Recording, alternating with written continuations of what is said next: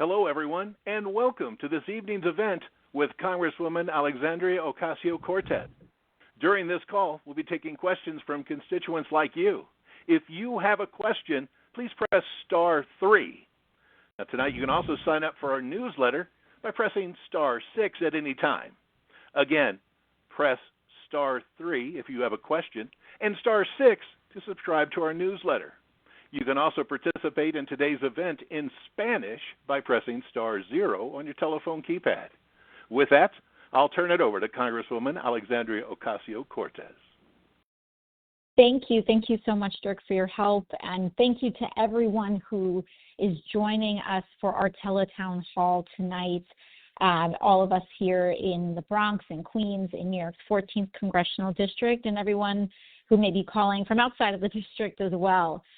We know and I understand it has been a very, very tumultuous time in Washington, and I want to make sure that that we all are able to have as much information as possible, and I can provide you updates with some of the work that I've been pursuing in D.C., some of the latest updates from the administration writ large, and where things are looking from here. So thank you all so much again for joining me tonight.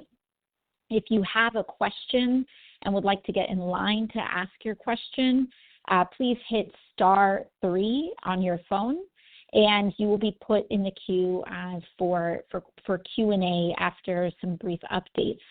But before we go into the question and answer, I want to give you all kind of a 30,000-foot view on some of the largest issues that we see impacting our community, as well as what we can expect and some of the things we are working on and what we can do here on out. So there are a couple of topics that I want to speak to directly tonight. I want to speak a little bit on some of the activity regarding immigration in our community, in our district. Secondly, I want to provide you all an update on a new committee assignment that I have on behalf of our community on the Energy and Commerce Committee and what that means for our community. And third, and very importantly as well, I'd like to speak to some updates on Medicaid.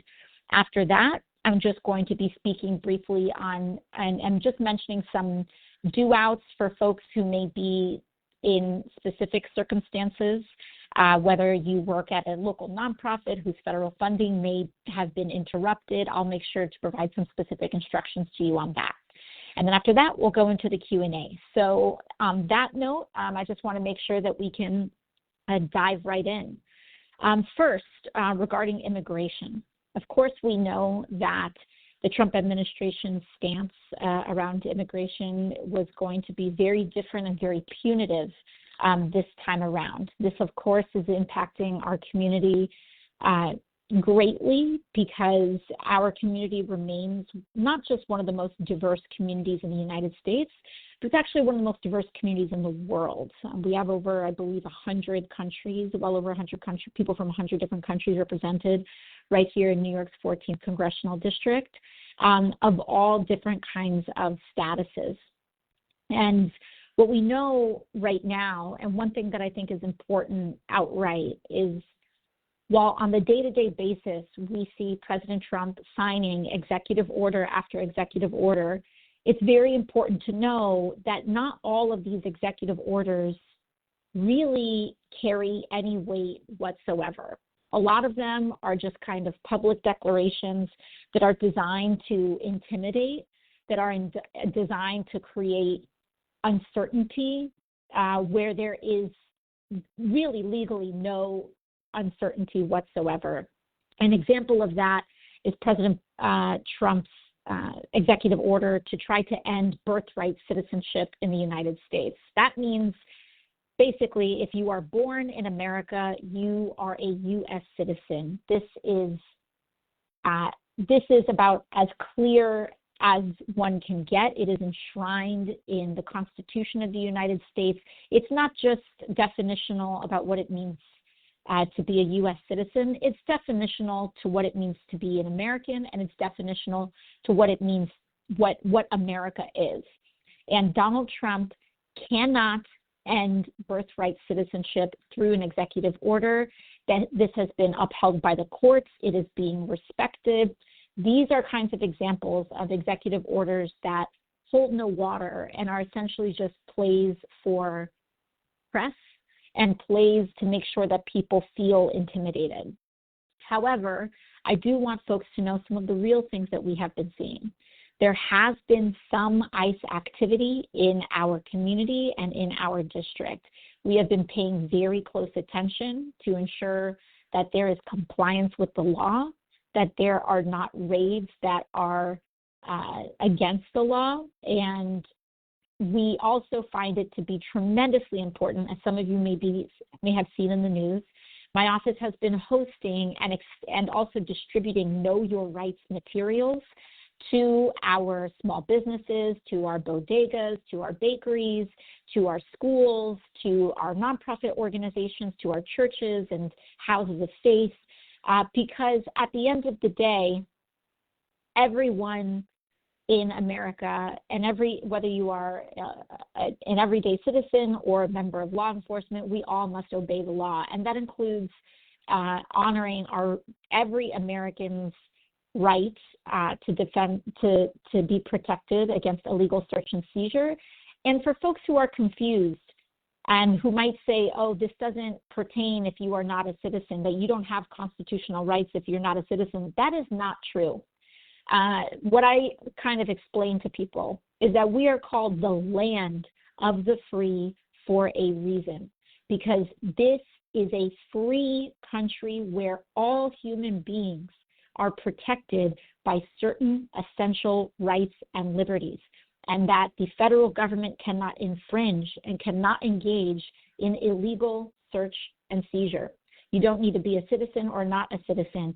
These are all of the basic laws that all of us must follow and obey. So if you have any questions about Know Your Rights materials, if you would like to request any of those materials, please contact my office and we will be sure to share those either in a digital format or potentially if we're able to in a physical format as well. So, we have been seeing some back and forth. Tom Homan, the acting director of ICE, has been blustering on television, trying to threaten me personally with some Department of Justice investigations. And my stance on it, as far as that goes, is bring it on, because the Constitution is clear and the law is clear. And the reason that they are doing this is to get us to censor ourselves, and we simply cannot.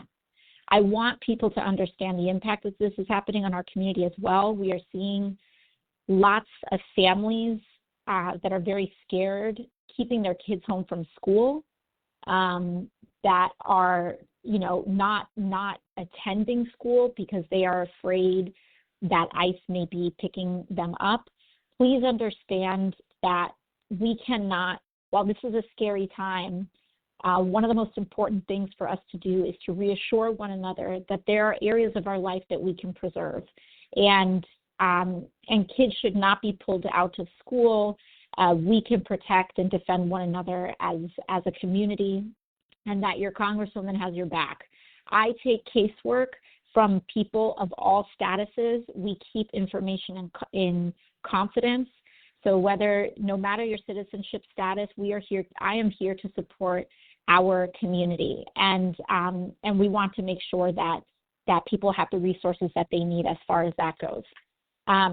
So I'll move on to the next topic quickly, but once again, if you have a question, hit *3 on your phone, or if you would like to sign up for our newsletter where I give regular updates via email, you can also press *6 on your phone as well. So that's *6 for the newsletter and *3 to ask a question.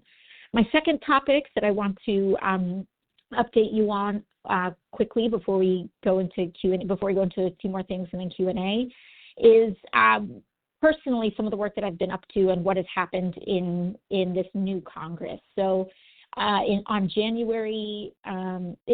early January, we had the new Congress that was sworn in. Those are all of the members that were elected in this past November were sworn in January. And that has also meant that some committee assignments and some of the scope of our legislative work has also changed. I am very pleased to announce that our district, my assignment, I have a new assignment in the House, and that is an assignment on the Substantial Energy and Commerce Committee. And so I was formerly serving on the Oversight Committee. I have formerly served on the Natural Resources Committee as well as the Financial Services Committee in the past. I am now on the Energy and Commerce Committee, which has some of the widest jurisdiction over the U.S. economy, everything from healthcare to energy to trade and manufacturing and beyond runs through the Energy and Commerce Committee. And I have been specifically tasked with both healthcare and energy issues. I am currently the only New York Democrat in the entire state that is assigned to healthcare in this committee in Congress, and that means that the next big battle that we have coming up is going to be around Trump and Elon Musk's attempts to cut Medicaid and Medicare in order to finance their tax cuts for the rich and billionaires. And I want you all to know that you better believe we are going to be fighting tooth and nail to make sure that Medicaid is protected, Medicare is protected, to ensure that we do everything in our power to prevent this complete evisceration of one of the most important and the largest insurer in the United States, which is Medicaid.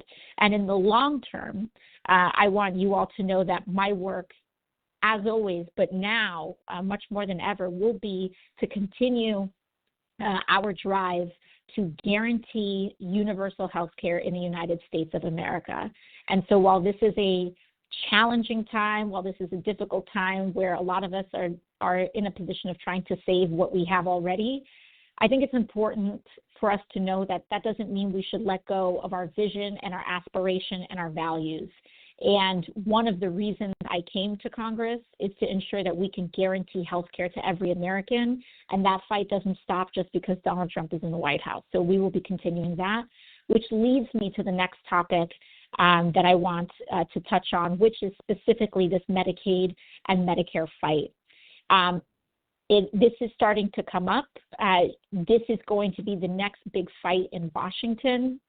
And so we actually have a little bit of an interactive portion of this teletown hall because there's some information that I'd like to hear from you all. So regarding Medicaid, many of our constituents have their lives touched by Medicaid, and it's important for us to understand in what ways so that I can better advocate for our community in Congress. And so to that, I'd like to hand off our first poll question of the day to Dirk to ask it to all of you of our audience tonight. Thank you very much, Congresswoman. And yes, the technology we're using for this live interactive telephone town hall allows us to get feedback from you, everyone listening in on this conversation. So please use your telephone keypad to respond. I'll read the question twice as well as the available responses twice. So here's the question. How would a cut to Medicaid affect you? Please press 1 if Medicaid is your primary health insurance. Press 2 if a family member is insured by Medicaid. Press 3 if your child is insured by CHIP. Press 4 if you're a healthcare provider whose salary depends on Medicaid reimbursements. And press 5 if you receive home health care. So again, here's the question. How would a cut to Medicaid affect you? Press 1 if Medicaid is your primary health insurance. Press 2 if a family member is insured by Medicaid. Press 3 if your child is insured by CHIP. Press 4 if you're a healthcare provider whose salary depends on Medicaid reimbursements. And press 5 if you receive home health care. A number of people responding. Thank you very much for your feedback. And Congresswoman, I'll hand it back to you. Great. We really look forward to some of those results soon, because it's very important in terms of not just that we fight for Medicaid, but also understanding how we fight for Medicaid as well. In terms of the overall numbers in our community, so that you all know, we are very much not alone in this fight.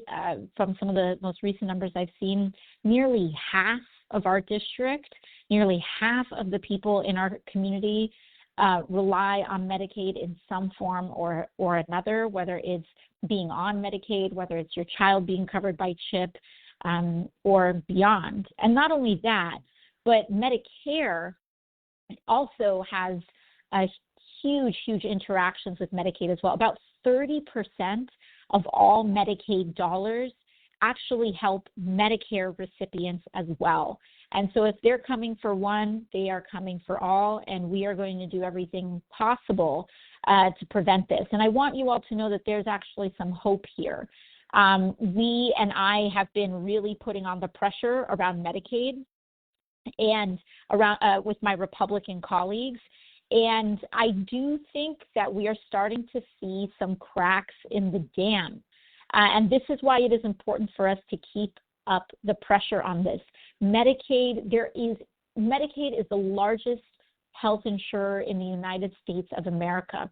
Whether you're a Democrat, a Republican, an independent, no party, it genuinely does not matter. Medicaid is so deeply and broadly, and Medicare are so deeply and broadly impactful of everyone's lives, whether it's being on it or knowing or having a loved one on it. And so understand that the pressure is starting to build up. In fact, Republicans were supposed to unveil and vote on their budget to cut Medicaid next week in Washington. We're right here in New York. I've been in New York all week, and the House reconvenes for session next week. And so we were supposed to get notice that Republicans were going to start voting, putting in some of their initial votes in motion for these Medicaid cuts. And the protests and the speaking out and individuals calling offices are starting to have an impact. We are seeing that they may be postponing potentially this budget vote next week. It seems like they might be getting cold feet.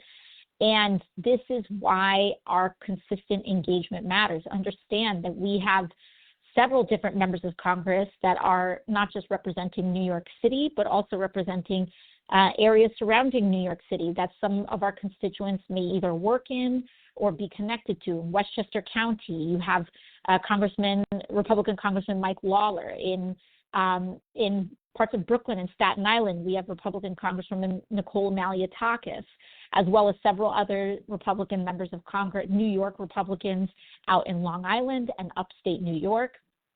And these members represent Medicaid and Medicare recipients. And it is very, very important that they hear from individuals, New Yorkers, and most importantly, their constituents, so that they do not vote to cut Medicaid and Medicare. And the reason this is so important is because Medicaid and Medicare is the number one source of revenue that they have in order to pay for their tax cuts for Elon Musk, as well as other members of not even the 1%, but the tippy top 1/10 of 1%, if not more. And we cannot afford to gut Medicaid and Medicare in order to finance that. If anything, Medicaid and Medicare need to be expanded in times like these. So I want to make sure that we have some of that time for questions. So we'll move on. Again, hit *3 on your phone. Some quick constituent updates. Tax season is here. The IRS Direct File tool does seem to be open for now, but however you file your taxes, please make sure that if you are able to avail yourself of Direct File, you can just go to directfile.irs.gov to learn if you are eligible, because that is free filing. For any of our district's nonprofit partners who are tuning in tonight, if you run a nonprofit organization, I'm aware that there has been a lot of confusion around the federal funding freeze memo that came out and was issued by the White House. if your office or your organization is having trouble accessing federal funding that was previously authorized and awarded to you, please let me know. Please let my office know and reach out, and we can ensure that we can do everything in our power to track that down and get and try to get you the financing that you've been approved for. And please if you'd like continuous updates as between town halls, you can please press *6 to subscribe to our newsletter, which has grants information, other resource information, and dates on upcoming events as well. So with that, I think we're actually going to move to our second poll. So Dirk, if you'd like to take it away. Absolutely, Congresswoman. I would actually like to provide results from the first poll, since we had so many people respond. And the question was, would a cut to Medicaid affect you? Of those responded, 25% said Medicaid is their primary health insurance. 55% of those that responded said a family member is insured by Medicaid. 5% said that they had a child insured by CHIP. 10% responded, I'm a healthcare provider whose salary depends on Medicaid reimbursements, and 5% receive home health care. So that's how our first poll broke down. Thank you to everybody for participating. And as the Congresswoman mentioned, we do have a second question. Same drill. Please use your telephone keypad to respond. The question is as follows. The Trump administration has taken a lot of extreme actions in their first month. Which action concerns you the most? Press 1 for freezing grant funding for essential research and programs. Press 2 for Trump's attacks on our immigrant communities. Press 3 for thoughtless and dangerous firing of federal workers. Press 4 for Elon Musk demanding access to our sensitive data. So again, please use your telephone keypad for this question. The Trump administration has taken a lot of extreme actions in their first month. Which action concerns you the most? Press 1 for freezing grant funding for essential research and programs. Press 2 for Trump's attacks on our immigrant communities. Press 3 for thoughtless and dangerous firing of federal workers. Press 4 for Elon Musk demanding access to our sensitive data. Wow, I see a ton of people responding. This is great that you're participating. Thank you for your feedback. And Congresswoman, again, I'll hand it back to you. Great. Thank you so much, Dirk. And we'll make sure that we circle back in a few minutes for the full results from that poll. And thank you again to everyone for participating. So while we wait on those results, let's open the floor for our Q&A, and let's start seeing what some of these questions are that we have. All right, here we go with it. We've got Nicholas from Jackson Heights. He's wondering, are there any known cuts to education on the federal level? Thank you, Nicholas, for your question. Now, as we've been seeing, the Trump administration seems to be going department by department, and so that first week we saw them coming into the Treasury. We've seen, of course, very significant action that is concerning with the FAA, which is also very important to our community, which includes LaGuardia Airport and many workers for JFK. Now, when it comes to the Department of Education, for your question, while it doesn't seem as though the Trump administration has gone full bore onto the Department of Education yet, we are getting some troubling developments from them where they have seem to have put in an ultimatum around DEI. And what they have essentially said is that schools that receive federal funding, especially Title I schools, they have said that they have essentially 2 weeks to ban DEI or their federal funding may be imperiled. Now, once again, I want to caution folks because then the immediate question, understandably so, is what are we going to do about this, and can we stop it? And there are going to be measures to stop these kinds of orders from coming out. First and foremost, giving every school in the country 2 weeks to quote unquote ban DEI. What does that even mean? Especially for Title I schools, especially for schools that even just serve institutions. As many of you know, DEI is not just about racial representation and gender representation. It also has to do with protections for people with disabilities. We have so many of our children that rely on IEPs, that rely on many of the provisions that are included in this quote-unquote DEI umbrella that are legally protected.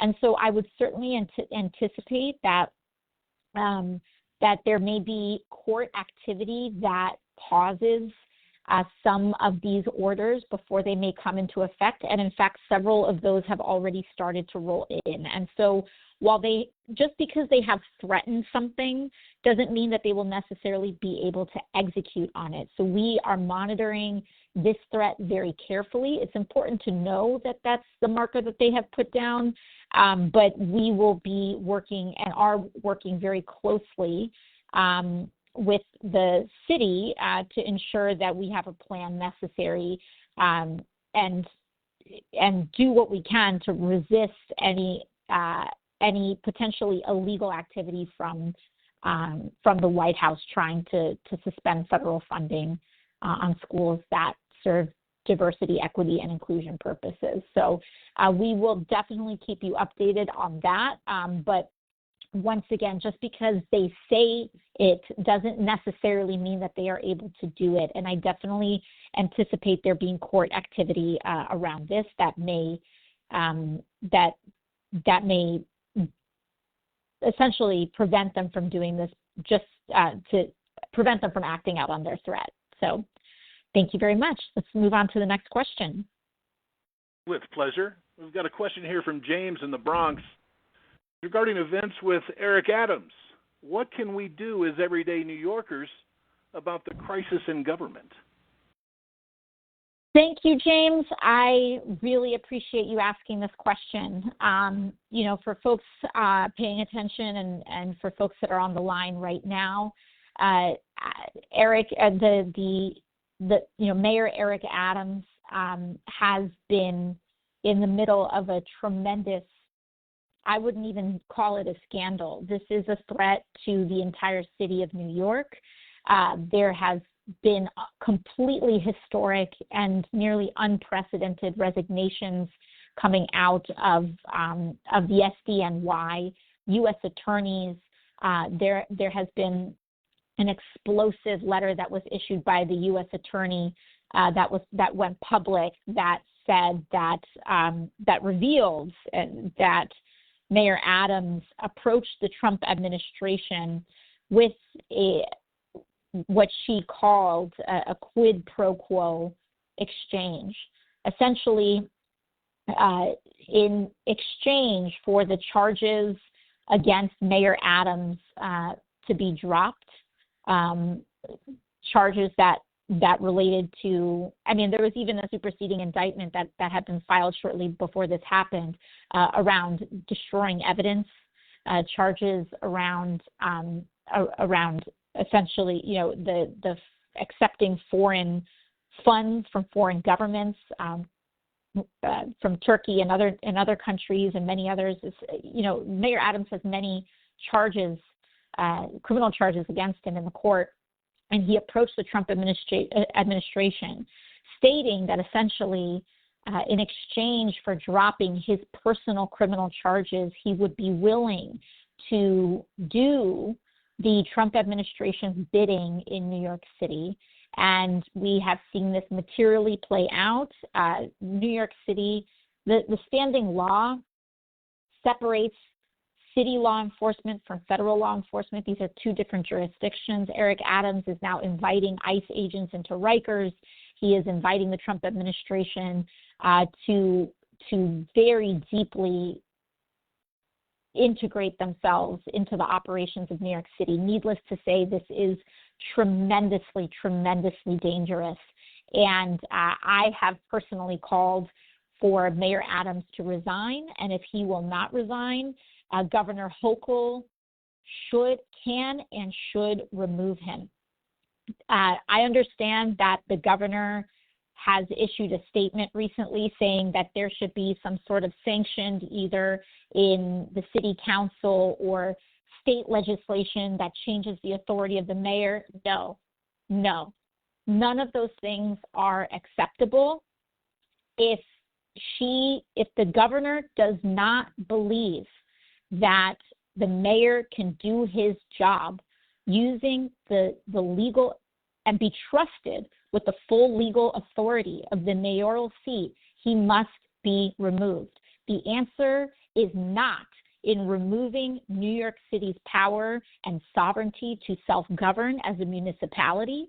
The answer is not a power grab in state government. The answer is the removal of an individual who has criminal indictments and who has offered a quid pro quo with the President of the United States in exchange for a personal the personal expungement of his charges. That, to me, is my position. So, James, in terms of your question, what can we do as everyday New Yorkers given the situation? I think I would like everyone to listen very closely and very carefully, because this is a scenario where where engaging and calling your local elected officials really matters, especially your city local officials. So our beautiful district is represented by many different city council members. I strongly encourage you to look up or call your city council member's office and ask what their position is regarding Mayor Adams's resignation and removal. And then move up from there. Call your state assembly member and call your state senator. I have communicated with all of you, my position on this matter. It is very important that if you feel strongly about this, that you let that be known. And the reason for that is because this is essentially a city issue. And there is also, of course, now, given Governor Hochul's proposal on some of this state legislation, it is now becoming a state level issue as well. So if this is something that is concerning to you, please contact your city council member, your state assembly member, and your state senator. And if you share my opinion, call them and let them know that you believe Governor Hochul should remove Mayor Adams. And if you don't believe that, and if you have a different stance on this matter, I still encourage you to contact your city council person so that they understand where our community is at and they're able to make a position, and come to a determination. So thank you for that question, James. And Dirk, do we have the results from our earlier poll? We certainly do, and I'm happy to provide it right now. So the positioning was the Trump administration has taken a lot of extreme actions in their first month. And the question we posed to everybody on the line, which action concerns you the most? And from least concerning to most concerning, the least with 8% response, freezing grant funding for essential research and programs. 13% of those that responded said Trump's attacks on immigrant communities. 25% of those that responded, thoughtless and dangerous firing of federal workers, and 54% of the respondents said Elon Musk demanding access to our sensitive data. So again, thank you very much for everybody on the line providing your feedback. It's very important for the Congresswoman. And a matter of fact, you're listening in on a live telephone town hall with Congresswoman Alexandria Ocasio-Cortez. If you've got a question, please press *3. You also want to take a moment right now to get enrolled in the Congresswoman's e-newsletter. Please press *6. Let's get back to another question. This question comes from Eric, who submitted it online, who says, I'm a federal employee who recently lost his job due to DOGE cuts. What actions or steps are you taking to fight back against Elon and Trump's unconditional or unconstitutional power grab that is turning our country into a dictatorship? Are there any steps we, as your constituents, can take to help? Well, thank you, Eric, for your question. I really appreciate it.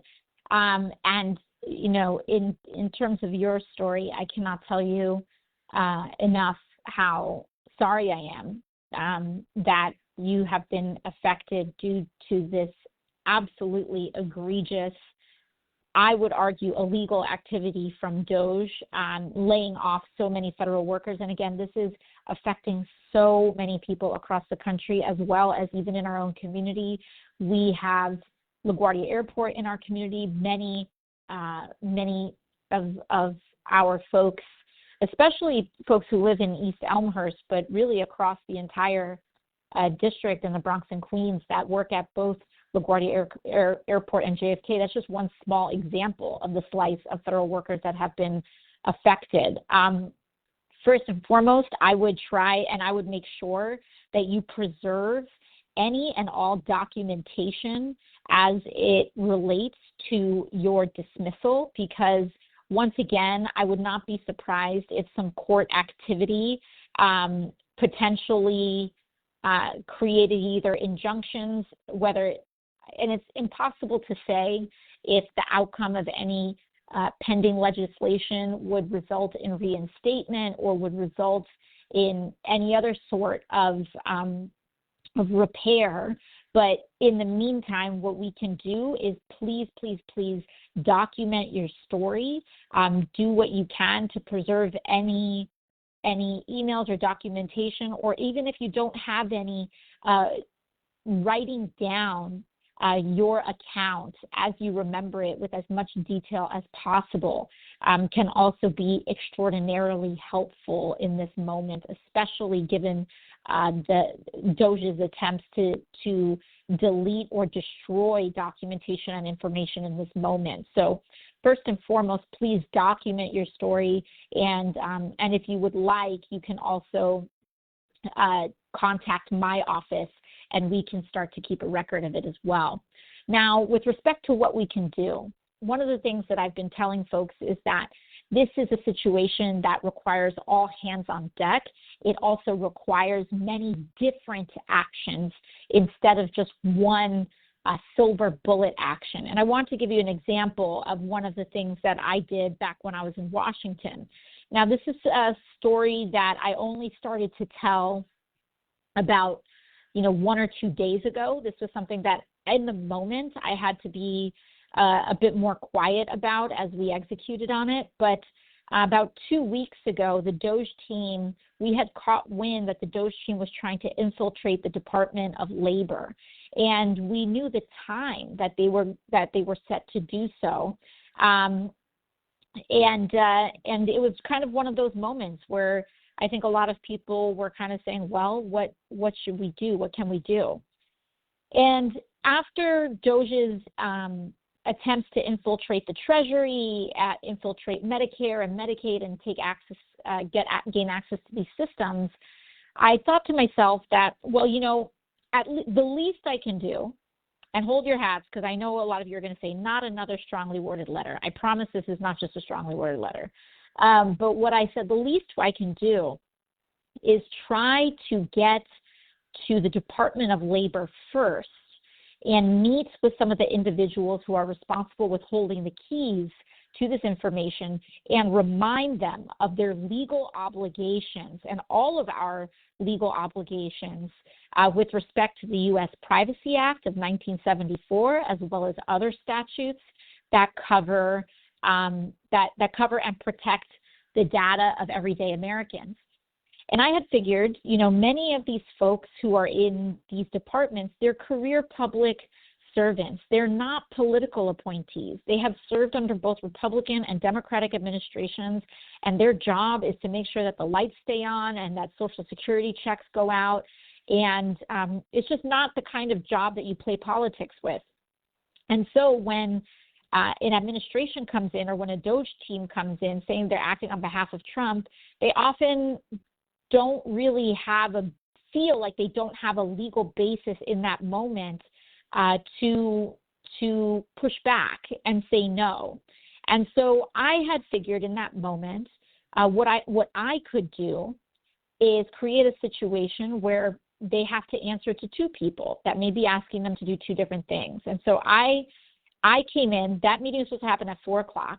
I came in at 3:30, just walked into their office, and I asked them, can you give me a commitment that you will at least do everything to uphold the law should any team of individuals come in and request personal data? Can you give me that commitment?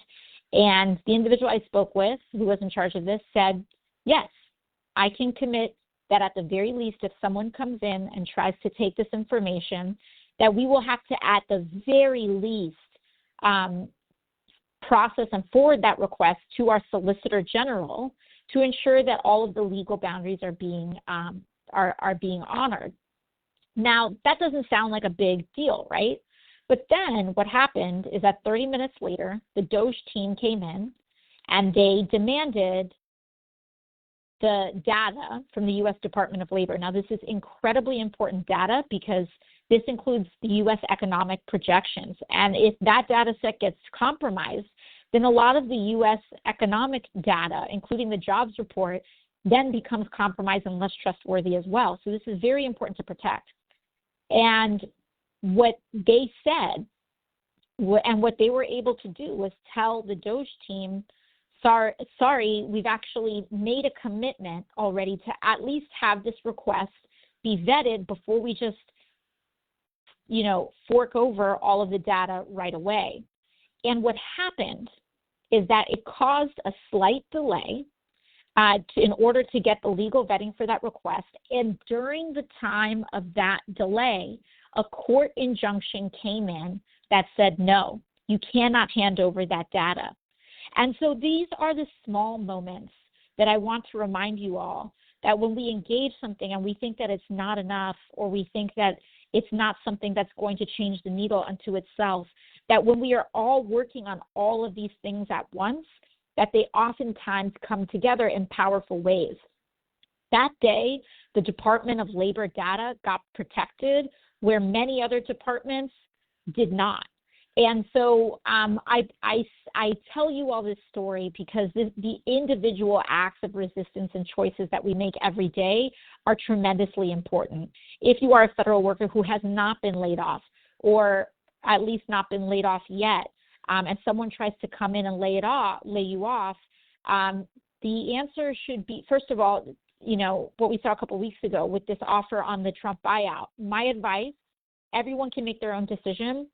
It would be to not accept these buyouts. We don't even know the legal standing. The Trump administration has a history of not honoring buyouts either.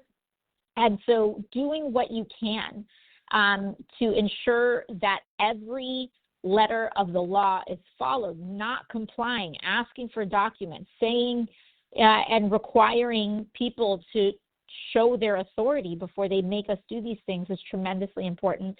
And also, of course, once again, I cannot emphasize enough, there are New York elected officials who are supporting what is happening, and they need to receive and hear from their constituents that their constituents do not support this action. We have at least one in New York City. Congresswoman Malliotakis supports what is going on.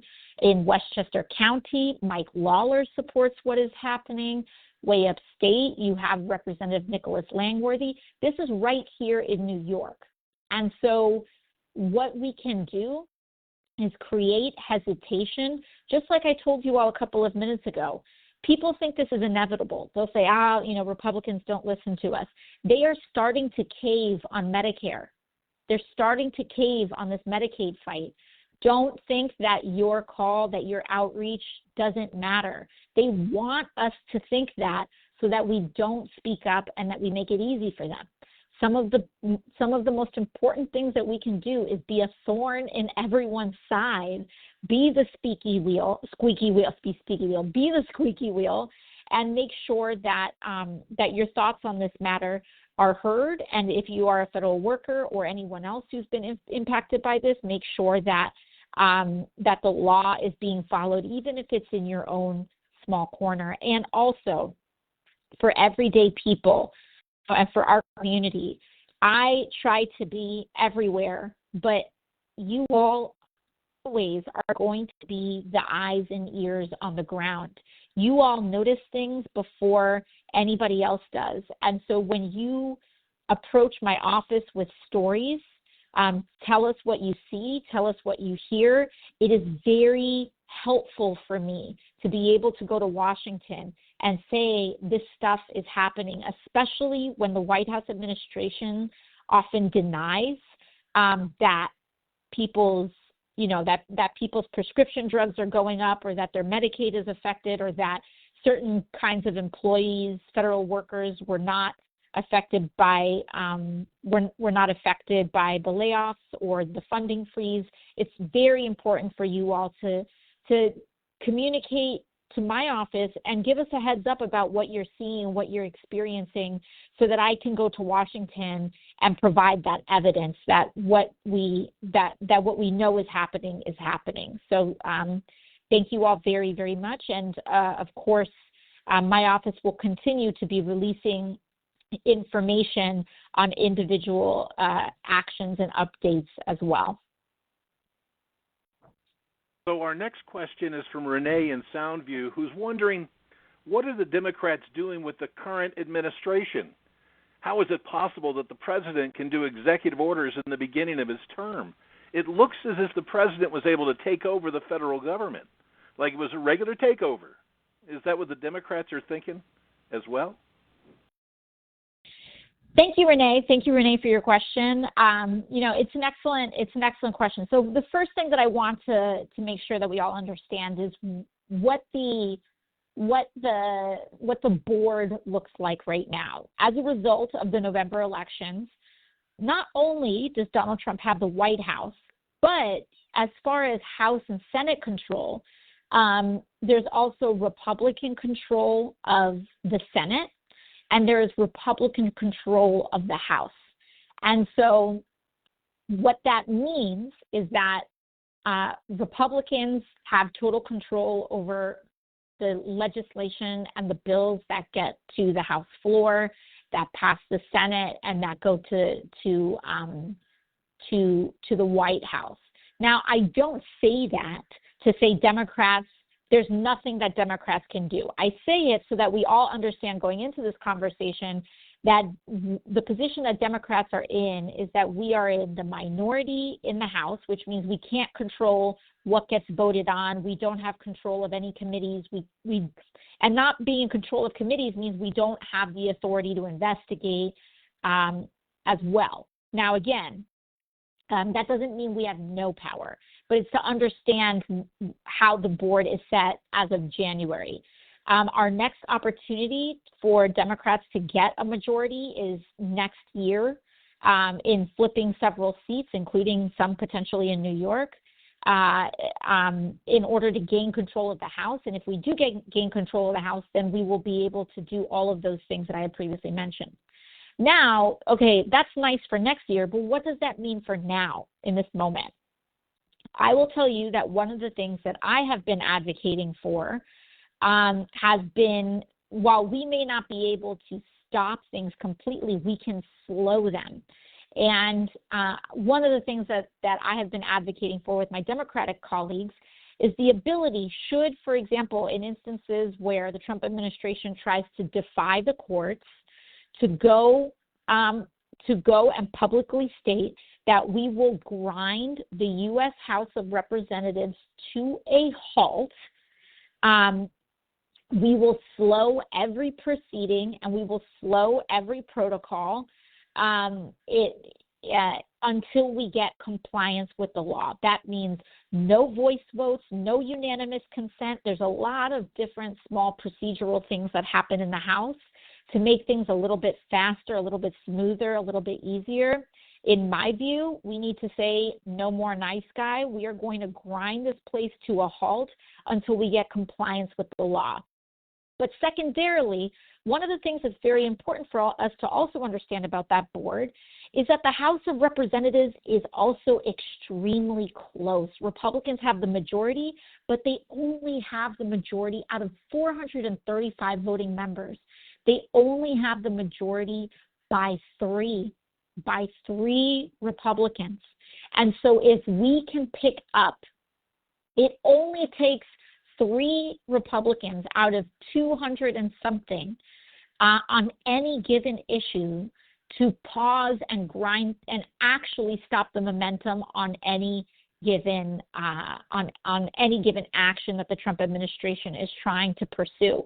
And I got to tell you, some of those folks are right here in New York. I may sound like a broken record, but we don't need 100 Republicans. We need 3.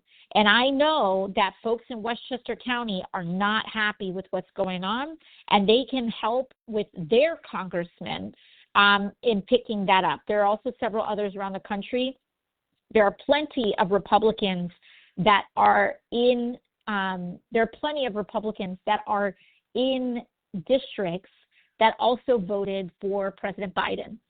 And so understands that there are enough vulnerable Republicans to which we can break off 3 and join organizing efforts to that extent. My office also regularly sends out updates on things that are happening, and we encourage your participation in that.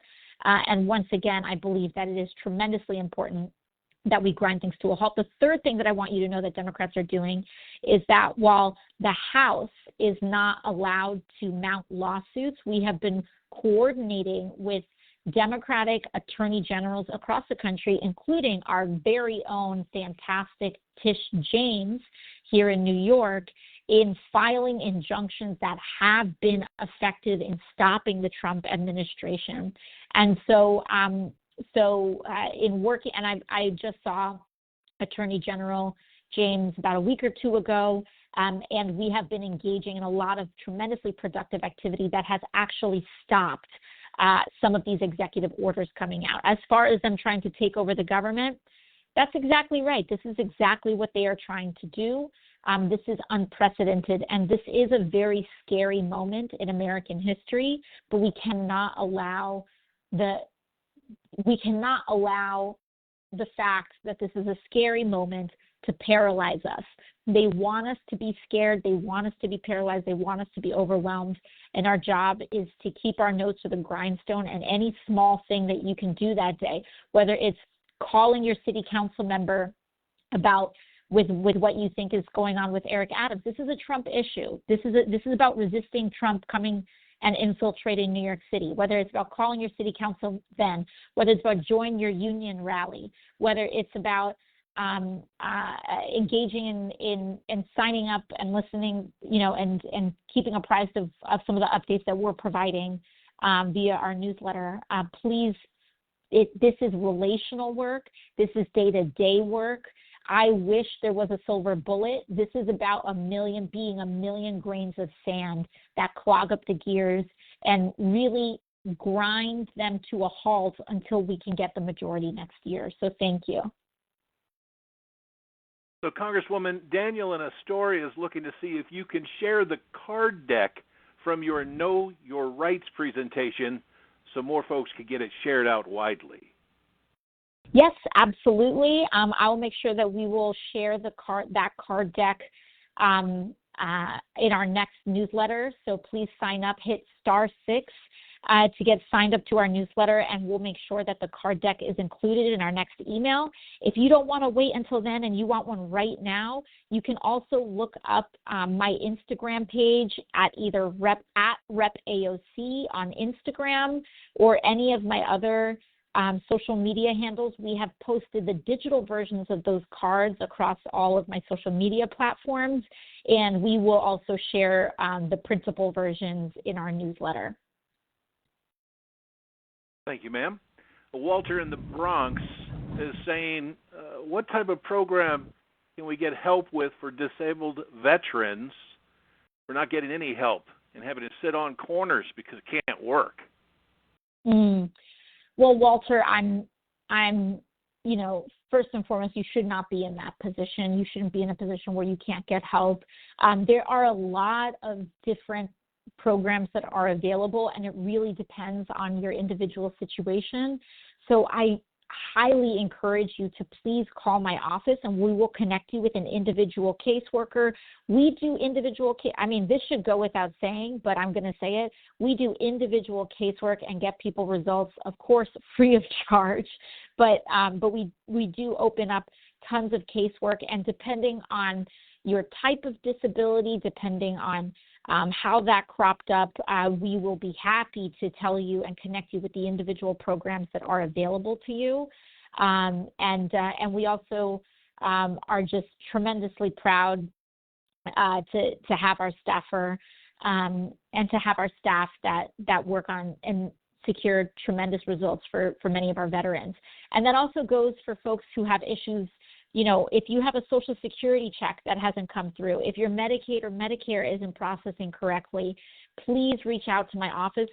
We have been able to get tens of thousands of dollars in back payments back for people whose Social Security checks weren't coming through to them.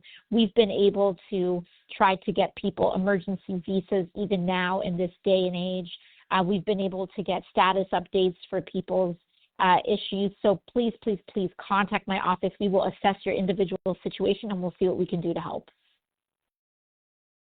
All right. Next, we've got JC in New York City asking, is the creation of DOJ constitutional? Well, thank you, JC. This is an excellent question. Here's what I'll tell you in terms of the actual legal specifics and the establishment of DOJ. Now, this may be a little bit more detailed than one would want, but maybe you want it. And I think it's important that people know. So back in the Obama era, President Obama established the U.S. Digital Service. Now, this is important this is an important note, because what the U.S. Digital Service was essentially established to do was that it was a federal service to help our federal agencies and departments use technology in ways that can help